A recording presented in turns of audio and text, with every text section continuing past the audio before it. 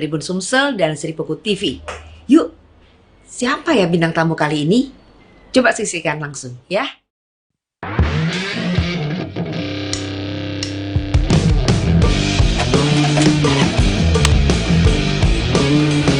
Tes, tes, tes. Oke, standby. 3, 2, 1. Assalamualaikum warahmatullahi wabarakatuh. Selamat pagi, pemirsa Sumsel Virtual Fest 2020. Jumpa lagi bersama saya Muhammad Husin dalam Bincang Rumah Pilkada. Seperti kita ketahui, Sumatera Selatan terdapat 7 kabupaten yang menyelenggarakan pemilihan secara langsung kepala daerah. Di antaranya Okuraya, ada Pali, ada Muratara, ada Musirawas, Ogan Ilir. Nah, sekarang sudah memasuki tahap kampanye, masing-masing kandidat mengadu visi misinya melalui debat publik, melalui sosialisasi kampanye, dan sebagainya. Dan terbaru, pemirsa, suasana pilkada kita makin panas sesuai dengan tema kita hari ini. Pilkada mulai panas, mulai saling melapor hingga berkas calon belum lengkap. Nah, ini menarik pemirsa. Bagaimana perbincangan ini? Kami sebenarnya sudah mengundang beberapa narasumber pada pagi hari ini. Di antaranya kami sapa dulu Bapak Joko Siswanto. Selamat pagi. Assalamualaikum Pak Joko. Selamat pagi, Assalamualaikum warahmatullahi wabarakatuh, Mas Husin. Ya, Pak Joko ini pemirsa, beliau adalah salah satu dosen di Fakultas Ilmu Sosial Ilmu Politik Universitas Sriwijaya. Beliau juga mantan komisioner KPU, beliau juga pengamat dan praktisi, sehingga banyak pendapat-pendapat beliau yang akan kita ulas, akan kita mintakan kepadanya. Kemudian juga ada nanti pemerhati politik, Pak Baginda Togar, kita undang juga, dan ada beberapa komisioner KPU juga yang kita undang dari Ogan Ilir, Pak Sunato di antaranya. Baik, pemirsa sekalian, mari kita mencoba untuk merefresh kembali. Kita sapa Pak Joko Siswanto kaitannya dengan suasana pilkada pada hari yang lalu, hari ini, dan ke depan. Mungkin Pak Joko juga sudah menyimak dan mengamati situasi politik proses pemilihan pilkada. Karena begini, ada banyak persoalan. Di satu sisi pilkada penuh dengan tantangan, di sisi lain pilkada juga dipenuhi dengan ancaman penyakit. Dan jujur saja banyak sekali sudah ada beberapa calon kandidat yang terkonfirmasi positif COVID-19. Jadi pilkada memang seru, COVID pun ikut pilkada. COVID pun ikut pilkada. Bahkan di Murad juga sudah mulai ada bentuk klaster pilkada, semenjak pilkada jumlah COVID terkonfirmasi positif terus meningkat. Nah, Pak Joko, kami ingin menyapa Anda lebih dahulu sembari menunggu narasumber kita yang lain. Menurut Mas Joko, situasi pilkada kita saat ini apakah sudah sangat panas, meruncing, atau mulai biasa-biasa saja, Pak Joko? Terima kasih, Mas Husin. Oke. Pilkada tahun ini memang pilkada yang menyusahkan ya. Menyusahkan bagi penyelenggara, menyusahkan bagi peserta, menyusahkan bagi masyarakat, karena ya gara-gara COVID-19. Karena penyebab utama itu, maka semuanya menjadi harus ditata ulang, diatur ulang, dan situasinya menjadi tidak normal gitu. Ya. Termasuk kampanye yang saat ini merupakan bagian dari kegiatan atau tahapan dari pilkada. Ya, kalau dalam situasi normal kan, situasi hiruk pikuk kampanye yang sifatnya show of force, unjuk kekuatan, itu kan sudah marak banget ya. Ya. Sehingga kesan pilkada itu kelihatan hingar-bingar gitu. Tapi untuk saat ini kan tidak kelihatan, kelihatannya dari luar adem ayem. Nah, kalau misalnya tadi Mas Husin mengatakan semakin panas, ya memang yang namanya pertarungan itu meskipun adem ayem tetap suhunya naik. Hanya saja naiknya itu jangan sampai membakar rambut, membakar span dan sebagainya gitu ya. Cukup hangatnya itu 39, 40 derajat saja kan gitu. Kalau 38 itu sebetulnya sudah harus masuk rumah sakit itu, cek kena COVID atau enggak kan gitu. Nah, wajar kalau naik itu wajar, suhunya naik itu wajar karena di dalam dalam kompetisi itu selalu berusaha ingin menang kan itu. Nah, ketika ingin menang itu menjadi suatu kebutuhan yang mutlak karena bertarung itu dengan modal yang cukup, strategi melelahkan ya, aturan segala macam cara, taktik, strategi, kekuatan semuanya dikerahkan. Kalau sampai kalah kan semuanya menjadi hilang percuma, sia-sia. Maka mereka berusaha untuk mencari kemenangan, dan mencari kemenangan itu ya mencari kelemahan lawan gitu. Mana lawan yang lemah, ya itu dijadikan bahan untuk menjatuhkan lawan kan gitu. Dengan segala macam cara ya, yang memungkinkan bisa menguntungkan bagi dirinya untuk bisa meraih suara yang sebanyak-banyaknya. Nah, itulah politik, karena politik itu kepentingan, dan politik itu juga ada syarat dengan konflik yang menyangkut baik kepentingan maupun juga hal-hal yang berkaitan dengan masalah kebijakan-kebijakan, aturan yang bisa menguntungkan bagi dirinya.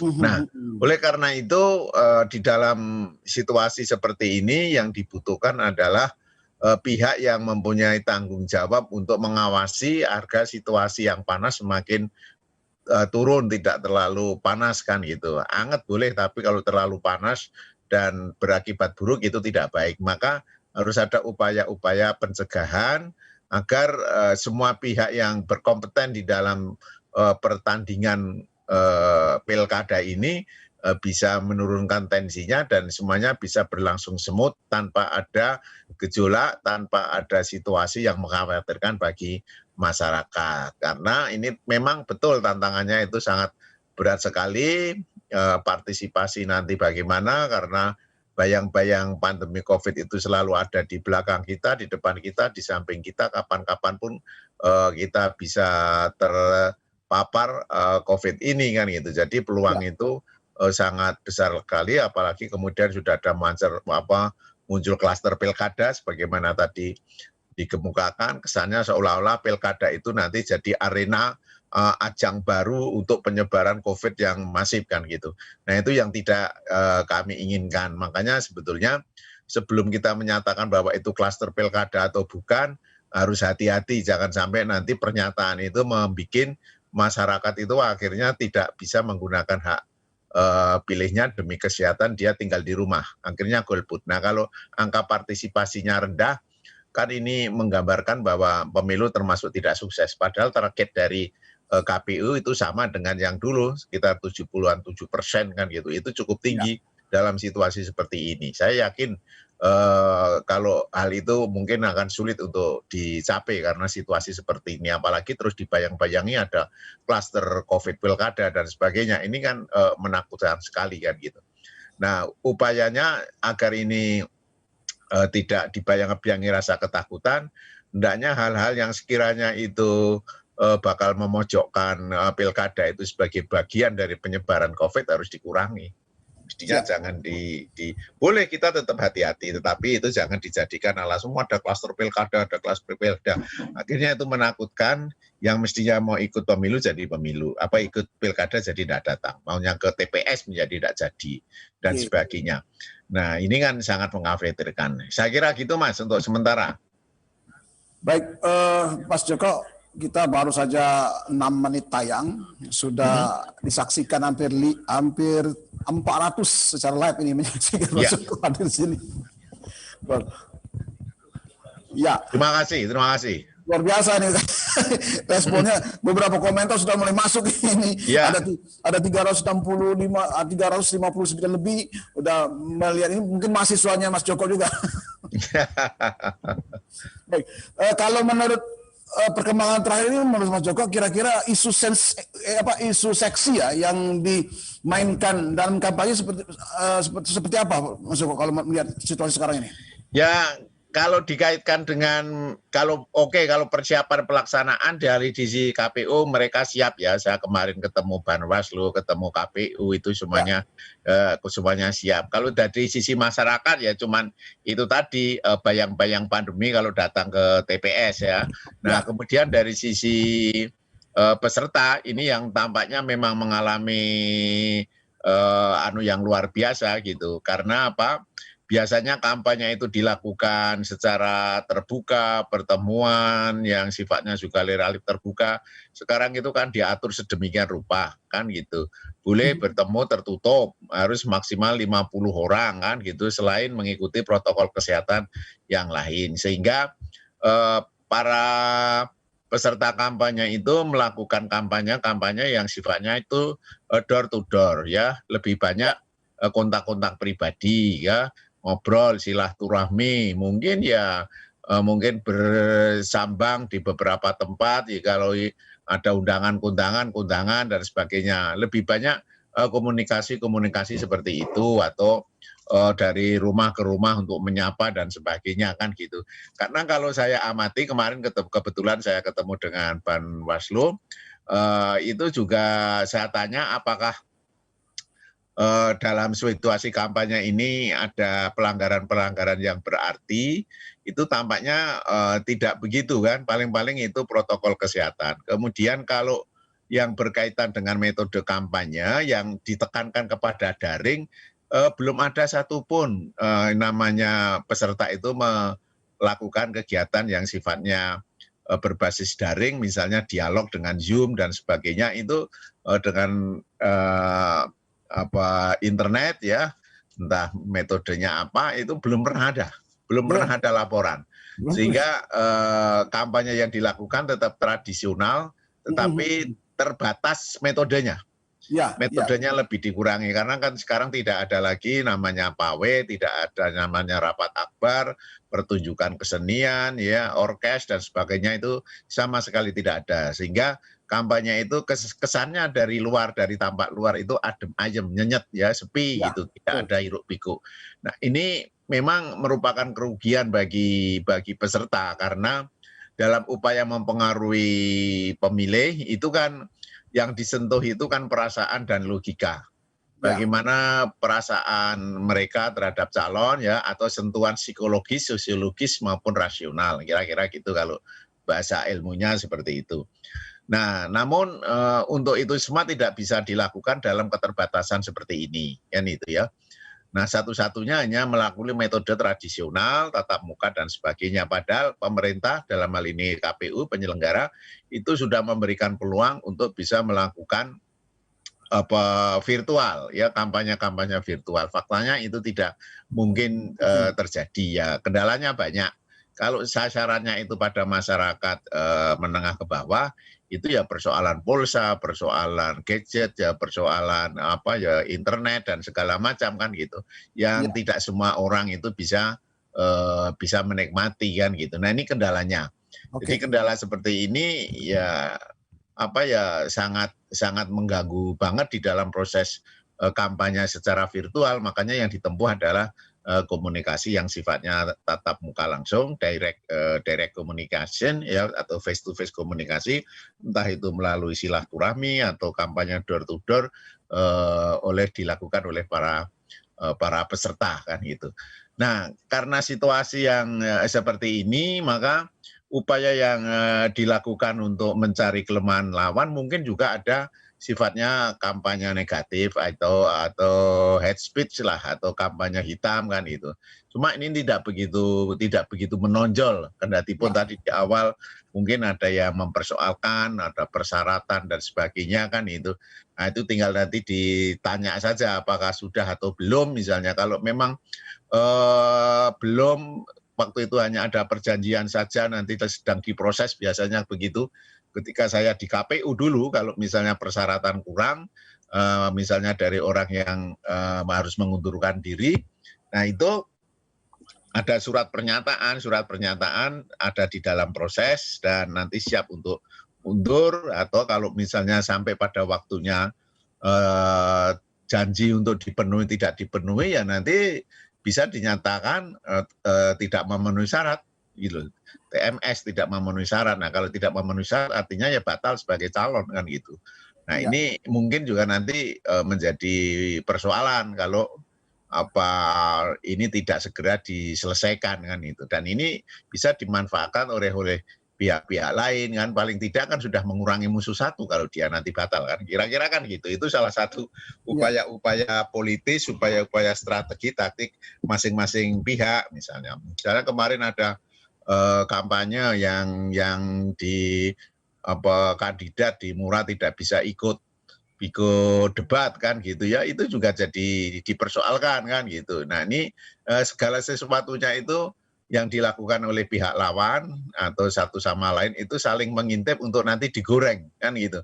Nah, gorengannya kalau enak, majas di masyarakat ya bisa menguntungkan, kalau tidak ya merugikan diri sendiri. Dan itu yang saat ini saya cermati masing-masing seperti itu, karena untuk kampanye yang sifatnya terbuka itu kita tidak nampak kan gitu, seperti apa sebetulnya. Padahal kampanye terbuka itu penting untuk menjatuhkan moral lawan, show of force. Jadi kalau misalnya ada satu calon yang bisa mengundang artis, yang bisa kemudian mengumpulkan massa banyak dan sebagainya, itu menunjukkan dukungannya besar. Nah, pihak lawan kalau yang memang tidak mampu seperti itu kan sudah keder.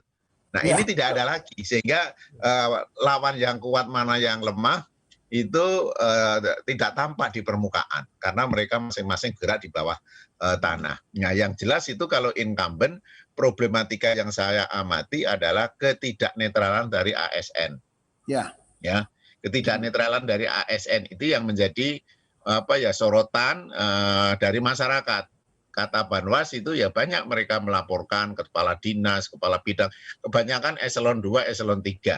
Kenapa eselon 2, eselon 3? Karena eselon ini sangat dekat dengan pimpinannya, dengan incumbent-nya. Nah, kalau sudah pegawai biasa atau eselon 4 dan sebagainya, mungkin pengaruhnya tidak begitu besar kepada lingkungannya. Tapi kalau eselon 2, eselon 3 kan cukup besar. Sehingga kata Banwaslu kemarin itu ketika saya ketemu, ya mereka umumnya eselon 2 dan 3 karena mereka dekat dengan yang punya hutang budi lah, diangkat oleh bupati yang bersangkutan kan gitu. Jadi memang netralitas itu menjadi dilematis di dalam pilkada ini. Kalau memang mau dinetralkan ya enggak usah milih sekalian seperti TNI itu kan gitu. Tapi ini kan ketika milih itu tidak netral.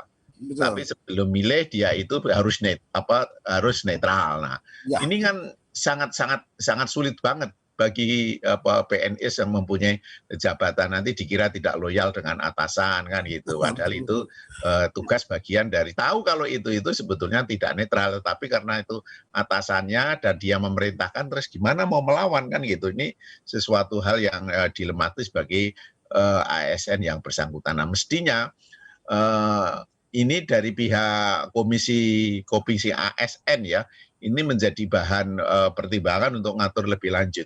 Aku kemarin membaca koran ya di Kompas itu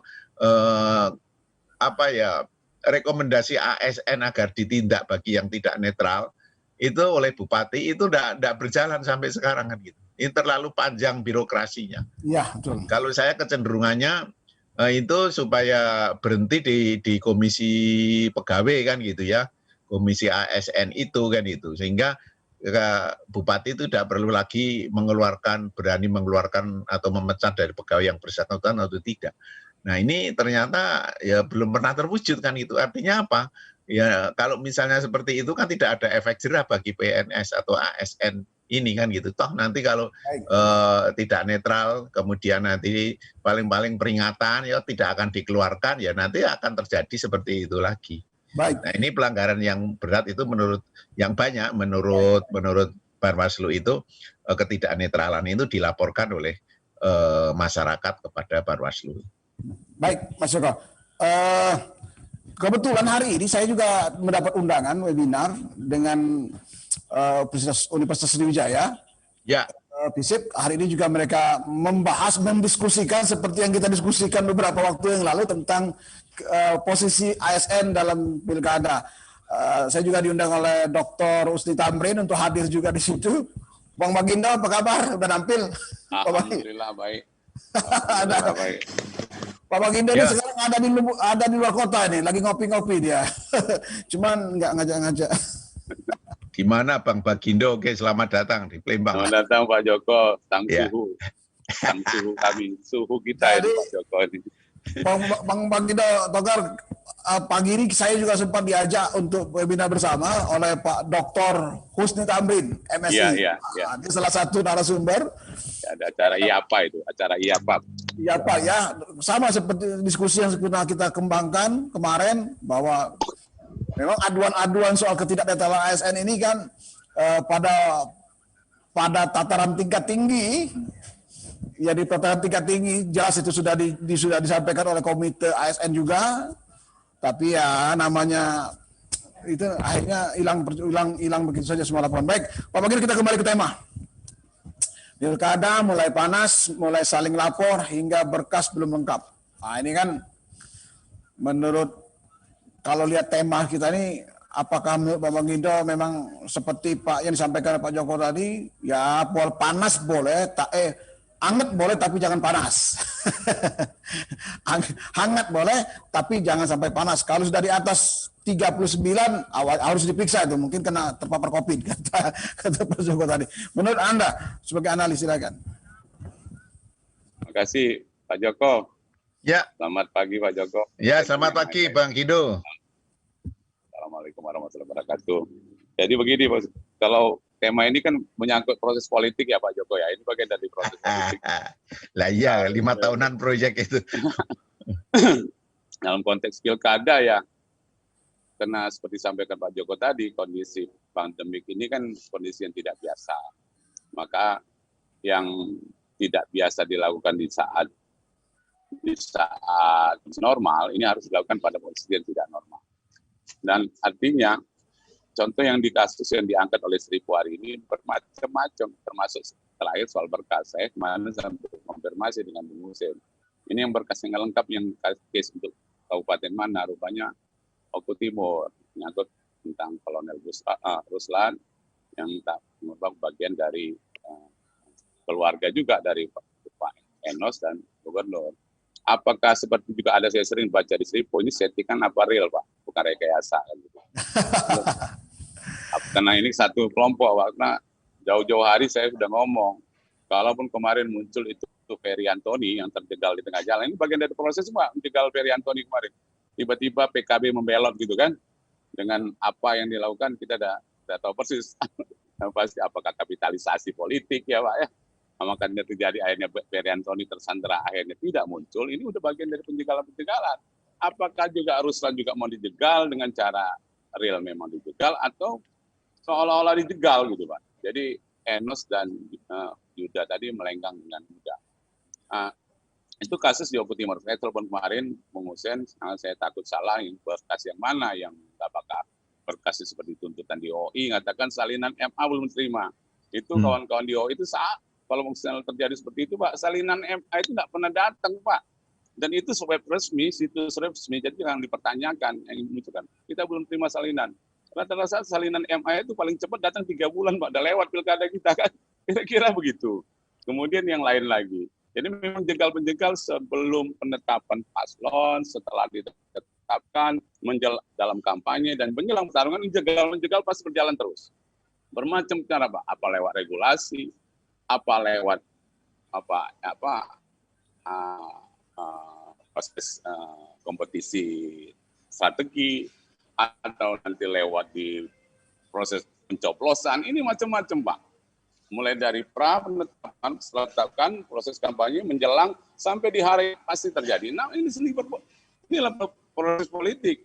Cuman persoalannya buat saya Pak, apakah ini ekses ketika kita ekses bahwa nilai-nilai atau praktek-praktek free fight liberalism sudah mulai menjalar kemana-mana, termasuk dalam etika politik yang harus diterapkan dalam konteks pilkada saat ini. Itu satu Pak. Yang kedua saya lihat ini maaf mungkin saja para tim paslon dan paslon sendiri kena di kualitas demokrasi yang kualitas untuk pemahaman mereka tentang praktik demokrasi itu tergolong rendah. Artinya apa? Mereka nyaris atau miskin akan gagasan, miskin akan ide-ide yang brilian. Ketika kita menganggap kalau idealnya pertarungan politik itulah berdasarkan program. Ini kan terjadi program-program ini baik dalam debat resmi ataupun tidak. Ini program ini dilapis 3, lapis 4, Pak. Yang muncul apa? Yang muncul yang seperti ini. Seolah-olah politik yang diutamakan ini jegal-menjegal ini, bukan mengadu program. Nah, etika politik terkesampingkan. Yang terjadi adalah praktek-praktek politik. Praktek-praktek politik yang miskin akan nilai dan gagasan tadi. Miskin akan kreativitas. Makanya kembali lagi, makanya saya sampaikan tadi di tengah tadi, Pak, adanya praktek liberalisme. Semuanya seolah-olah dibenarkan. Karena ini pertarungan yang muaranya adalah dalam satu frame, yaitu menang atau kalah. Bukan benar atau salah. Tapi yang terjadi ini memang benar atau kalah dalam praktek-praktek politik yang kita diterapkan saat ini. Ya, etika-etika politik itu nyaris dikesampingkan untuk konteks pilkada yang kondisi yang tidak biasa nih, Pak. Padahal harusnya mereka kaya akan gagasan. Apalagi, Pak, di beberapa daerah ini, Muratara, Murah, Oku Selatan, dan lain-lain itu, pengguna teknologi informasi modern paling tinggi 35%, Pak. Bahkan ada yang di bawah 30%. Artinya apa? Kampanye langsung yang harus di-create, diperkaya. Nah, diperkaya. Misalnya, oke, dibatasi jumlahnya, tapi frekuensinya ditingkatkan. Ini kan tidak, Pak. Berharap tetap banyak dengan tenaga terbatas, akhirnya mereka nggak muncul. Yang jadi seperti kata Bapak tadi, dalam tanda kutip, praktek aktivitas demokrasi dalam pilkada kita saat ini adalah sepi, Pak, tergolong sepi. Saya kan di Linggau, Pak, kemarin saya keliling ke Musirawas, Muratara saya coba lewat, itu sepi, Pak. Bahkan APK aja tergolong sepi. Nggak usah dengan kerumunan. Harusnya mereka misalnya dibatasi 50, misalnya per 30 orang ada timnya banyak, di jumlahnya ditingkatkan, tim diperbanyak, kunjungan keluarga. Tapi nanti takutnya ketika dilakukan, ada yang seperti istilah di Museum Rawas kemarin, sales pilkada, gitu, Pak. Orang lagi marketing politik diomongin sales pilkada. Ini kan, yang penting kan tidak ada praktek politik uangnya, kan gitu, Pak. Kalau mereka ramai-ramai itu ke semua kelompok paslon, melakukan sosialisasi dengan masif, dengan jumlah tim yang sangat banyak, ini kan artinya mereka kampanye tergolong jadi ini, Pak, ya, jadi terukur gitu, Pak. Mereka langsung ke simpul-simpul masyarakat, Bung Ute. Kira-kira begitu untuk sebentar. Anda pagi hari ini menyebut satu istilah baru, yaitu sales pilkada dan marketing pilkada. Apa bedanya itu? Nggak, sales itu kan kemarin kan ada yang sempat heboh nih di Musirawas nih. Dianggap ketika orang mendata warga-warga untuk pengenalan, ada satu paslon. Ada paslon lain yang berseberangan terkesan panik, apalagi itu bagian dari kelompok petana, mengatakan ini sales. Sales itu kan seolah-olah aktivitas sales ini tidak kurang mahal gitu. Ya. Jadi saya bilang kan ini bagian penting untuk mengatakan kepada masyarakat kita akan pilkada, kita punya calon. Nah ini kan marketing kan, memasarkan calon dan program-programnya.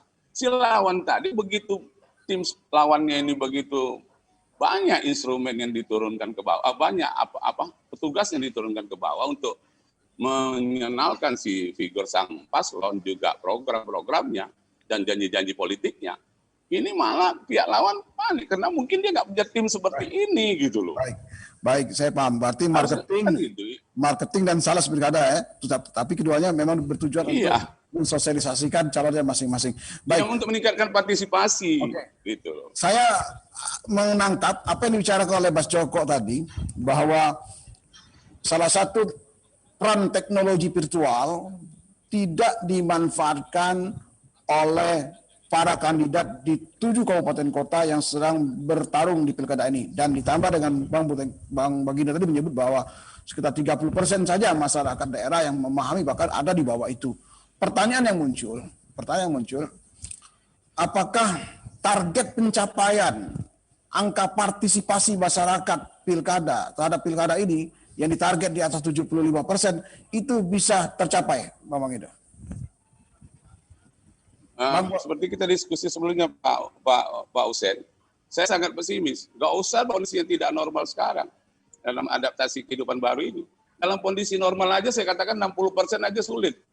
Tidak ada pandemik itu tidak sulit untuk mencapai angka 60, apalagi angka 70. Kenapa? Saya sama Pak Joko juga pernah diskusi soal ini. Ini tadi soal kejenuhan masyarakat terhadap pemilu-pemiluan ini, mulai dari Pileg, pemilihan kepala daerah, Pilpres, DPD, itu kan baru 2019. Sebelumnya 2018 ada pilkada serentak juga, toh. Jadi memang oke, pilkada 2018 tempat yang lain, tapi gemanya kan kemana-mana nih, hehonya. Efeknya kan kemana-mana.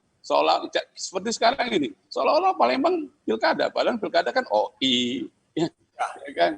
Kemudian Muratara, Murah, fokus katanya apa.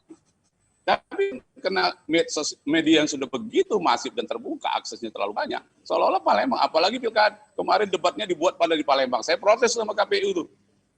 Nah, kenapa? Karena wilayah dapil masing-masing kan beda. Harusnya tempatnya masyarakat setempat dalam beragam dimensi, termasuk aspek penyelenggaraan yang akan menyerap anggaran kan. Itu penting bagi dia. Yang kedua adalah masalah paslon-paslon yang kurang menarik. Baik paslon dari segi figurnya, kemudian pola kampanyenya, kemudian program-programnya itu kurang menarik. Yang ketiga adalah aspek persoalan COVID. Yang keempat adalah sampai sekarang Pak Joko sebagai akademisi kan tahu ada sampai sekarang jaminan ataupun kesimpulan ataupun hasil riset yang mengatakan bahwa pilkada serta-merta meningkatkan kesejahteraan masyarakat. Tidak ada kan Pak Joko? Tidak ada. Jadi pemilu ini, pilkada ini seolah cuma tuntutan undang-undang aja untuk mengatur mekanisme kepemimpinan per 5 tahun. Nah ini harus dievaluasi Pak Joko, dievaluasi oleh masuk media. Supaya bagaimana membuat pilkada ini menarik.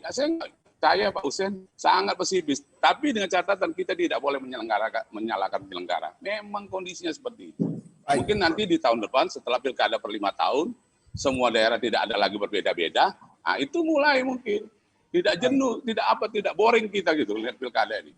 Baik, saya menarik semacam kesimpulan ya, baik dari paparan Pak Joko, kemudian dari Bang Baginda Togar dengan semacam rasanya sulit untuk mencapai realisasi angka partisipasi pemilih pada pilkada 9 Desember 2020 mendatang, ditambah dengan data-data sebelumnya. Nah, kalau seperti itu, Mas Joko, Anda sebagai akademisi, mungkin tidak nih.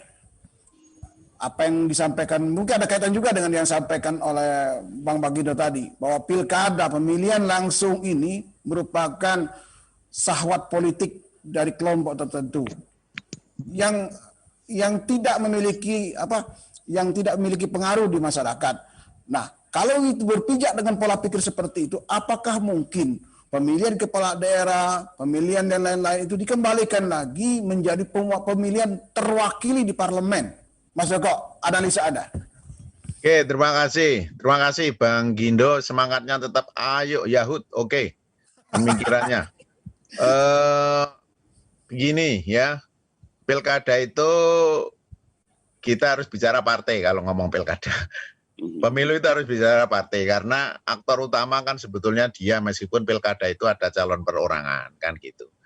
Dari proses yang terjadi selama ini partai pun tampaknya tidak ada keberanian ya yang mau pengen beda dengan yang lain ya. Buktinya banyak sekarang itu calon tunggal ya, partai itu ngusung satu calon. Padahal kalau dilihat dari latar belakang ideologi partai itu kan macam-macam, kan? Tapi ternyata begitu mau mencalonkan seseorang, dia tidak mau resiko kalah, kan gitu. Yang penting pokoknya aku ngusung itu calonku menang. Nah ini mengakibatkan partai itu semacam ketakutan kan gitu ya, ketakutan uang, ketakutan kehilangan, ketakutan ya masalah nanti kekuasaan dan sebagainya. Sehingga lebih baik cari amannya ya melihat peluang calon yang bakal menang itu kuat ya sudah, semuanya ke sana. Ini kan tidak membangun kultur kompetitif dan demokrasi yang sehat gitu loh. parpol seperti ini. Dan ini di Sumatera Selatan juga terjadi kan gitu. Ya. Itu terjadi. Nah, terus kalau misalnya ada pemikiran situasi seperti ini, kita perwakilan lagi, ya kita mundur. Kita mundur karena pada hakikatnya yang namanya demokrasi itu yang berdaulatan rakyat. Nah, kedaulatan rakyat itu hanya bisa terlihat ketika kita itu menentukan pimpinannya. Yaitu wakil di legislatif satu, wakil di eksekutif satu.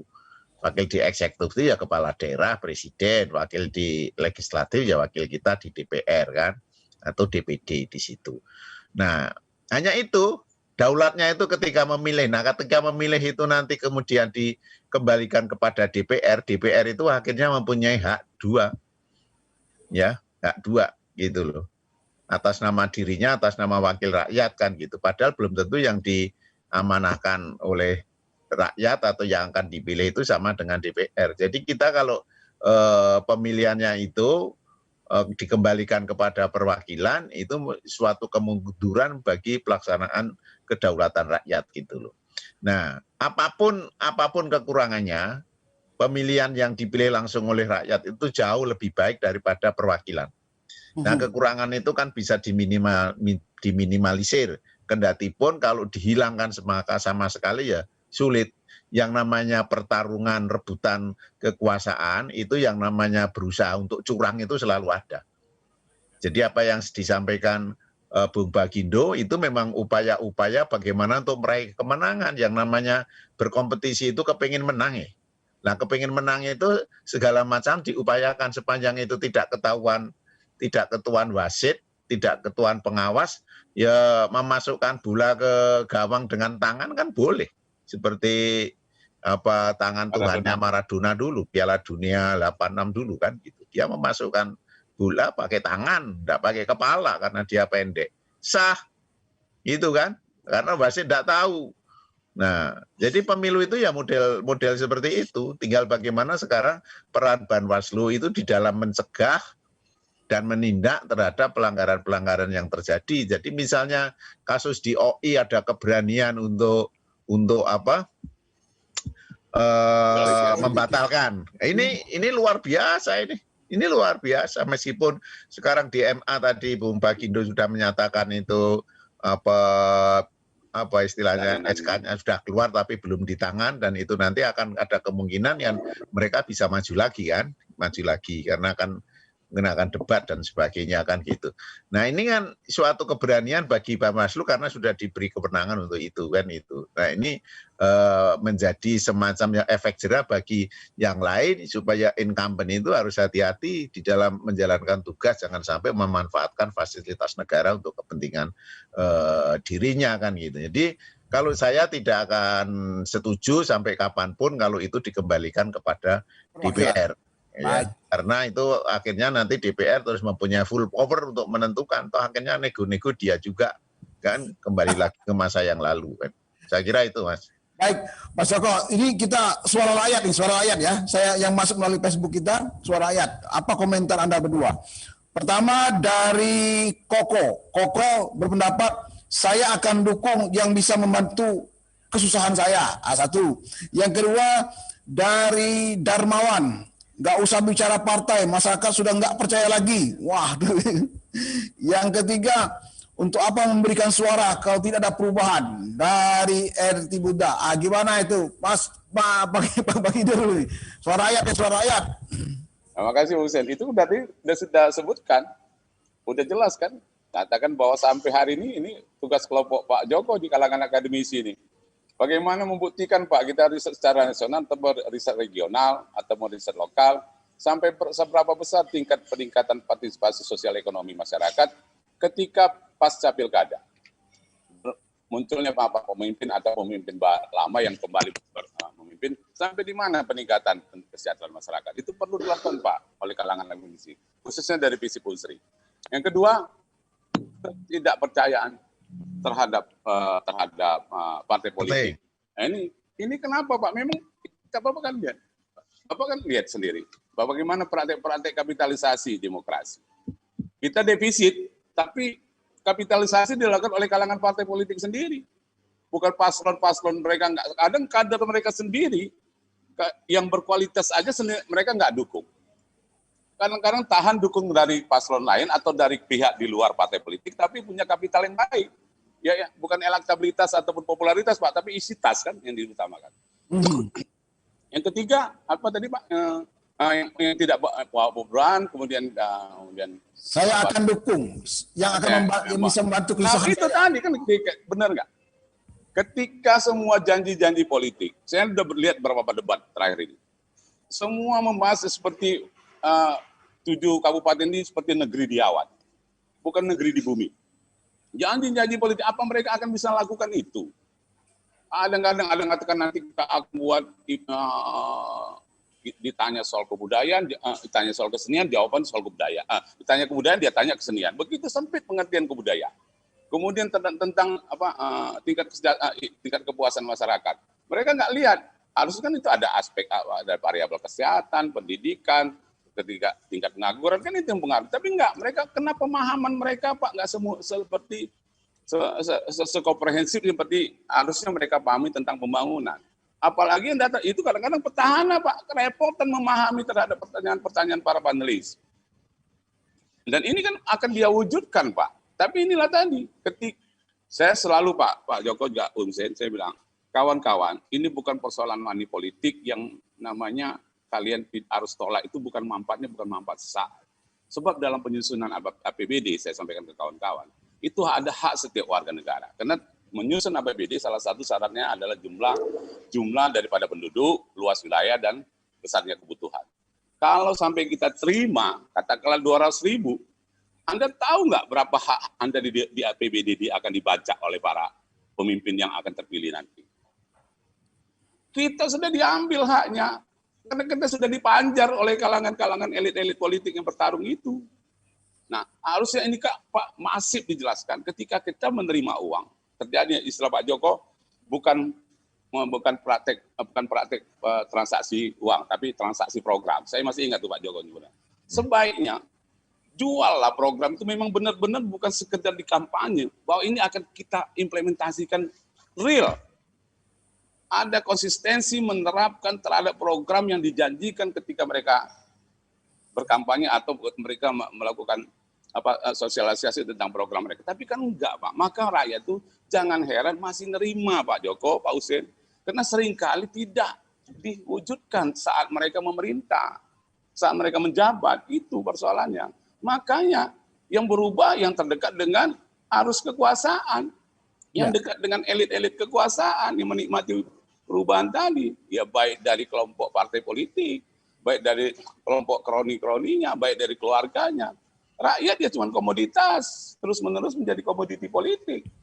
Nah ini persoalannya Pak Joko, makanya pertanyaan yang tadi itu sangat, itulah yang terus-menerus terjadi. Pertanyaan di tengah masyarakat begitu dia terima uang, perubahan tidak terjadi. Partai politik sudah tidak melakukan emosi tidak percaya dari masyarakat seperti ini. Gimana lagi mau? Sedangkan kata Pak Joko, namanya praktek pilkada dan dalam pilkada dan penerapan nilai-nilai demokrasi, partai politik memegang kunci. Partai politik sendiri tidak membangun kualitas lembaganya. Itu loh Pak Hussein. Baik, Pak Joko, saya mau minta opini Anda kaitannya dengan pernyataan atau pertanyaan dari atau statement lah ya dari Suara Rakyat buat dari akun Koko ini. Saya akan mendukung yang bisa membantu kesusahan saya. Itu maknanya apa? Oke, baik, terima kasih. Ada buku dulu namanya American Voters. Itu pendekatan perilaku di tahun 60-an gitu, karena lagi marak-maraknya mengamati perilaku pemilih. Di dalam buku itu dijelaskan ketika orang itu mau memilih itu dasar pilihannya itu kalau di Amerika ya nanti kita lihat dibawa ke sini. Itu karena identifikasi partai, cintanya atau loyalitasnya loyalis partai tertentu. Jadi kalau sudah saya partai Republik atau Demokrat ya selamanya Demokrat. Ya, sekarang kan di Amerika lagi pilihan. Misalnya orang kulit hitam itu kulit itu orientasi kan Demokrat. Ya sudah, kalau Demokrat pokoknya Demokrat. Nah itu namanya identifikasi partai. Yang kedua karena faktor figur. Figur itu sosoknya. Itu lebih banyak karena psikologis. Entah itu tampan, entah itu ganteng, simpatik, dan segala macam. Dan yang ketiga itu adalah isu. Nah, pengertian isu itu adalah kebutuhan, kepentingan kalau dalam bahasa kita dibikin visi misi.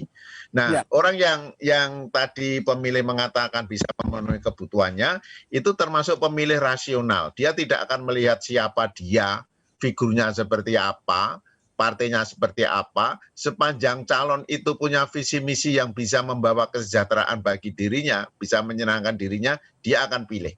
Nah ini pemilih rasional kan gitu. Yang oleh Gindo tadi dikemukakan tawaran-tawaran program. Mestinya adu program seperti itu yang dikemukakan. Bukan karena latar belakang atau identitas sosial. Nah yang terjadi di Indonesia itu kan orientasinya masih identitas sosial memilih itu. Karena latar belakang kesamaan daerah, kesamaan agama, atau mungkin juga ada kesamaan alumni, pokoknya hal-hal yang bisa ada mengidentifikasikan dirinya secara psikologis, melihat figurnya itu siapa tampan, pinter, dan segala macam kan itu, tapi programnya nol misalnya. Nah ini nggak jadi perhatian, yang penting aku pokoknya figurnya. Ini kan yang terjadi di kita, padahal kalau pemilih rasional itu mestinya orientasinya kepada itu tadi, yang bisa menguntungkan, yang bisa membawa kebaikan, kehidupan bagi dirinya. Nah kalau parpol itu atau calon itu yang didukung oleh parpol mampu menawarkan program itu, kebutuhan mendesak yang dirasakan masyarakat itu apa, saya yakin itu nanti akan menjadi pilihan yang terbaik gitu, daripada persoalan-persoalan yang hanya karena partainya, hanya karena persoalan figur. Nah, ini yang belum terlihat, dan ini sebetulnya sudah oleh pemerintah dalam undang-undang yang pemilu jauh-jauh hari sebelumnya, malah sejak zaman Orde Baru terakhir itu pemilu 97 itu sudah ditekankan. Saya ingat itu karena saya pernah menulis bagaimana kampanye berorientasi program kan gitu ya, visi misi. Nah itu sudah digerakkan supaya kampanye itu, makanya rumusan kampanye itu adalah menyampaikan visi dan misi. Coba cek di Undang-Undang Nomor 7 tahun 2017.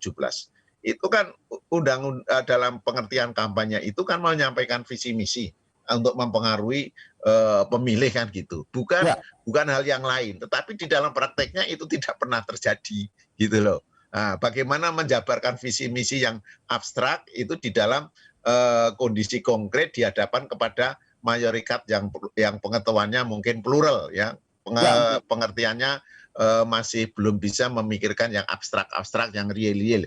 Nah itu harus ada tim atau kelompok tim ahli, tim kreatif yang bisa menyusun, menerjemahkan dari visi misi itu menjadi kegiatan-kegiatan yang bisa nanti bakal dinikmati oleh masyarakat. Ini kan tidak tampak. Kalau misalnya toh mereka itu sekarang itu kampanye door to door kan bukan itu yang dibagikan, mungkin hanya membagikan cenderamata, bukan kok selebaran visi misinya kan gitu ya. Itu yang menjadi perhatian kita semua. Jadi wajar kalau tadi ada yang mengatakan bahwa yang penting siapapun pokoknya saya bisa hidupnya sejahtera, bisa memenuhi yang susah itu menjadi senang dan sebagainya. Itulah yang saya katakan ini pemilih rasional. Pemilih yang orientasinya itu pada isu, pada visi tinggal misi. Nah tinggal sekarang calon dan timnya itu dan partainya itu bisakah membaca kebutuhan masyarakat atau tidak? Ya, saya sepakat. Ya, itu. Bisakah calon dan partai politik membaca kebutuhan masyarakat? Ya. Baik, Pak Mas Joko, Pak Bagindo, ini ada pertanyaan dari suara masyarakat, luar biasa. Anda disaksikan secara live, hampir 700 lebih orang menyaksikan Mas Joko dan Pak Bagindo berbicara di Sumsep Virtual pagi hari ini ya. Ada pernyataan dari akun Heri Gunawan. Bertanya, bagaimana kualitas pilkada di situasi pandemi saat ini? Kemudian ada Samsul Nasri, dia berkomentar, jangan sampai salah pilih, lihat partainya, jangan lihat orangnya. Partai yang memberikan pengaruh kepada masyarakat banyak. Ini Pak Bagindo dulu, kembali Bagindo. Menurut Anda komentar seperti ini gimana? Makasih Bung Sen. Pertama, dalam kondisi pandemi ini seperti di awal saya sampaikan, tidak akan bisa seperti kita puas seperti tampilannya atau kinerja penyelenggara dan para paslon dan stakeholder lainnya akan tidak bisa maksimal seperti kondisi normal sebelumnya. Itu pasti tidak semenarik dulu, walaupun kondisi normal, karena tadi ada kejengahan dengan terus menerusnya pemilu-pemiluan ini membuat masyarakat mulai agak boring, mulai agak jengah. Kemudian tadi itu yang pertanyaan kedua bahwa bagaimana tadi pertanyaan itu partai politik itu diberi menjadi pilihan utama, ya tergantung seperti katakan Pak Joko tadi. Ada yang kelompok-kelompok independen ini cukup besar, bukan bagian dari kader parpol yang swing voter atau masa plotting mass ini kan, ya pilihan politiknya seperti prioritas rasional tadi. Juga melihat proses politik yang dilakukan oleh partai-partai politik tadi, bagaimana prestasi politiknya. Banyak partai politik, bahkan di partai politik papan atas yang senior, ini mulai turun atau mulai berkurang, atau mulai minim prestasi politiknya. Prestasi politik bukan saja terhadap kegiatan aktivitas sosial, tapi ketika aktivitas kelembagaan, ketika mereka dalam lembaga politik. Misalnya, sampai di mana kontribusi mereka dalam penyusunan atau perubahan ataupun revisi tentang perda dan segala macam. Kemudian tentang advokasi mereka ketika mereka menjadi wakil keberpihakannya membela hak masyarakat. Itu banyak. Banyak, soalnya kalangan elit politik ini, begitu dia masuk jabatan politik, dia ya itu tadi jadi penerimaan jabatan kekuasaan yang terjadi. Jadi elitis, jadi feodal, ya kan, jadi hedonis. Itu yang terjadi di kalangan elit-elit politik sekarang. Rakyat tetap dianggap sebagai komoditi saja, komoditi menjelang suatu proses pemilihan. Mau pileg, mau pemilu, mau pilkada, itu rakyat sangat berharga. Tapi pasca itu, walau-walam Pak, nah itu yang terjadi. Makanya katakan oke, mungkin dia sudah dikader dan melihat partainya benar, ya bisa saja bahwa siapapun yang didukung karena dia loyal terhadap partai, dia akan coblos atau pilih yang berasal dari partai politik tersebut. Tapi enggak, sampai sekarang ya sulit dari partai politik yang ada sekarang ini untuk moralitas dan prestasi-prestasi politiknya saya belum melihat begitu menyolok. Malah praktek dan perilaku politik ini semakin terdekadensi menurut saya Pak Joko dan Bung Hussein. Jadi ya bisa saja tergantung persepsi orang lah. Tapi yang menurut saya untuk pertanyaan pertama tadi, bagaimana pilkada dalam posisi pandemik, kita tidak bisa berharap banyak, tapi tidak boleh menyalahkan penyelenggara. Yang sekarang bagaimana juga tadi tugas partai politik, tim pemenangan, paslon, juga pemerintah daerah itu harus membuat supaya partisipasi ini, partisipasi politik ini bisa mencapai di angka yang paling tidak, menurut saya di angka 60 sudah cukup bagus. Kalau di angka 70 saya pesimis, Pak Joko dan Pak Hussein, itu utopis lah, itu bermimpi lah. Dan baik. Bang Bagino, ada ini tidak terasa nih, perbincangan kita pagi hari ini sudah lebih 1 jam 2 menit. Waduh, ini tapi ada 2 akun pertanyaan yang disampaikan. Saya tidak tahu nih, mungkin Mas Joko atau Bang Bagino nih bisa mentafsirkan pernyataannya apa maksudnya. Dari akun Samsul Bahri. Pelaksanaan sama seperti pilkada dan pilkab. Nah, apa ditafsirnya nih Pak? Pilkada. Kalau pilkada dan itu Bagindo itu yang bisa itu. Saya nggak pakai pilkada Pak, saya kalender Pak, sistem kalender Pak. Ini suara masyarakat. Inilah yang bisa mendorong politik uang di masyarakat karena ada pilkada dan pilkab. Yang kedua, pertanyaan dari akun Hermawan juga menyebutkan kalau memang mendukung demokrasi, kenapa harus saling melaporkan? Kenapa tidak harus berargumentasi? Nah, saya di 2 ini mentafsirkannya, silakan Pak Bagino, Pak Joko silakan. Pak Joko. Oke, saya ya. Oke, jadi itu yang minta ditafsirkan itu hanya guyon aja, itu sudah tahu maksudnya kan gitu. Kalau kan yang terjadi di dalam masyarakat kan selalu guyonnya jangan pilkapi sama pilkada. Kalau pilkapi itu lupa jadi, kalau pilkada setelah jadi lupa. Kan gitu kan. Nah, itu guyonan itu aja kan. Jadi kaitannya dengan persoalan demokrasi gitu, yang kenapa saling melapor kan gitu. Saya katakan yang namanya pilkada, pemilu itu suatu game, suatu permainan politik. Nah, sebagaimana permainan itu selalu kepingin menang. Tidak ada orang yang bermain tidak kepingin menang. Nah, yang pengen menang itu cuma satu. Padahal calonnya ada 3, minimal 2 kan gitu. Praktis mereka itu berusaha untuk menjatuhkan lawan di jalan. Menjatuhkan lawan supaya nanti suaranya kalah dan segala macam. Nah, itu berbagai macam upaya dilakukan. Makanya pembatasan aturan itu sangat ketat. Kendati pun demikian, mereka itu selalu berusaha untuk mencari celah-celah di mana aturan itu bisa kita terobos atau aturan itu bisa kita abaikan atau bisa dimodif gitu ya, sehingga dia itu bisa melakukan sesuatu yang menguntungkan bagi dirinya.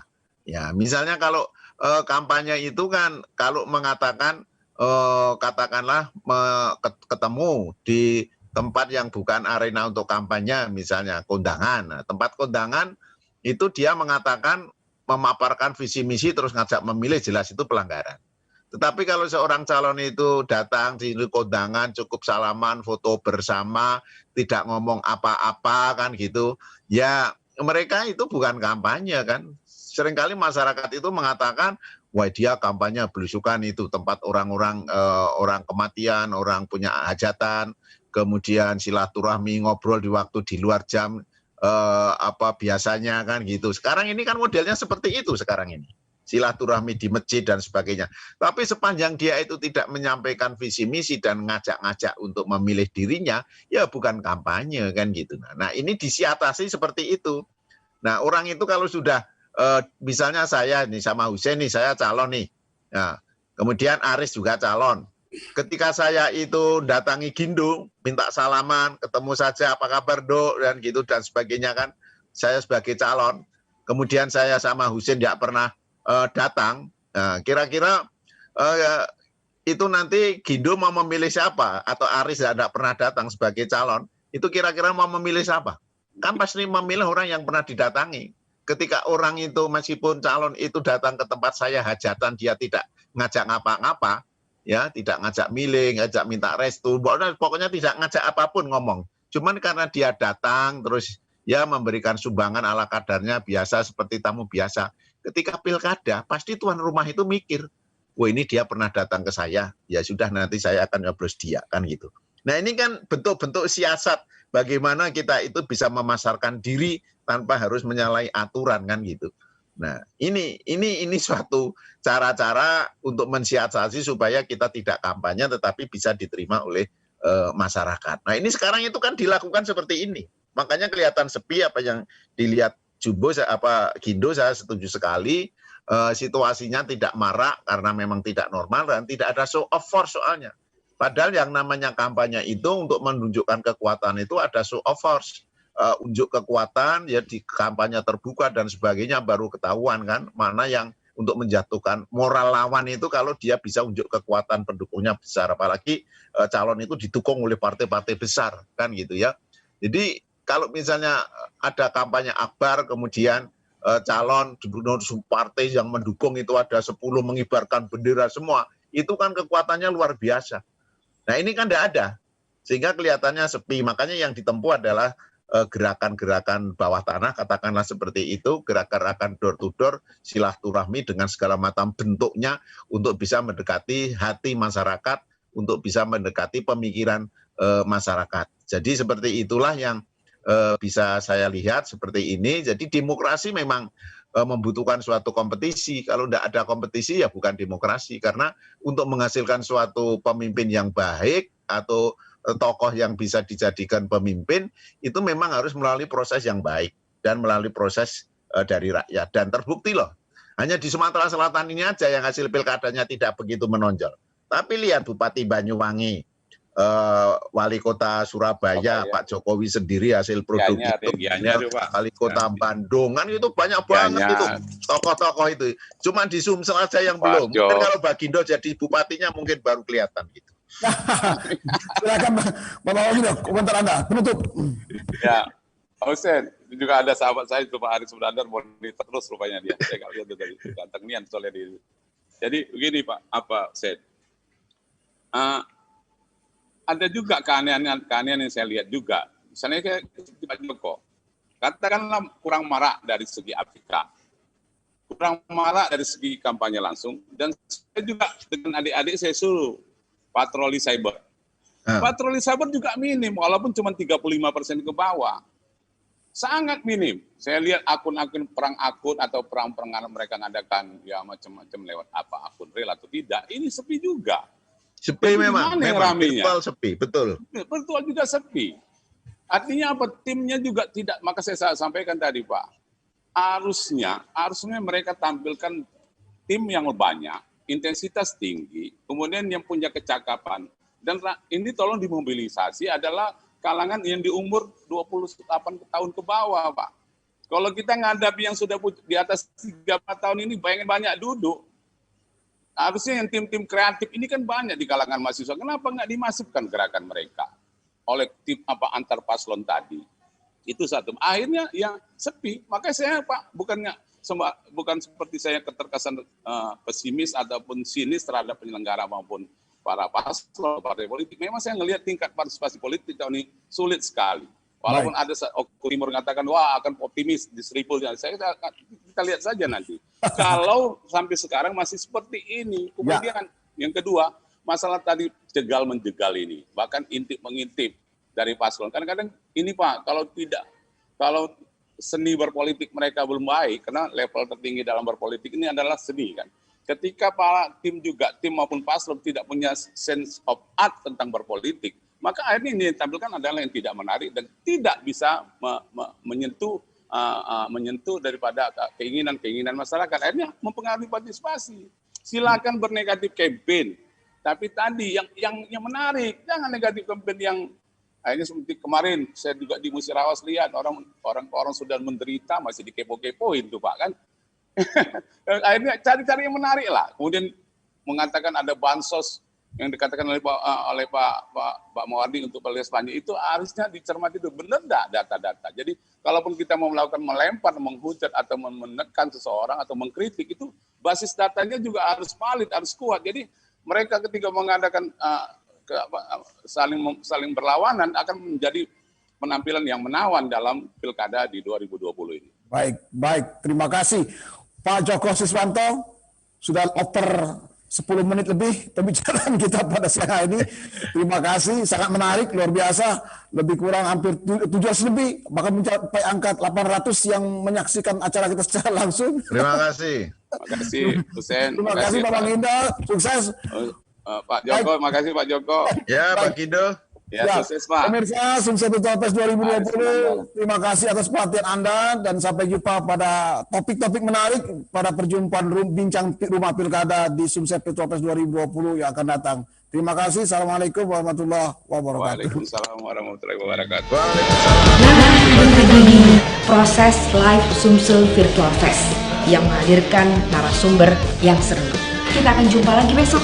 Ikuti terus acara ini, Sumsel Virtual Fest 2020 di YouTube-nya Sri Pupu TV dan Tribun Sumsel.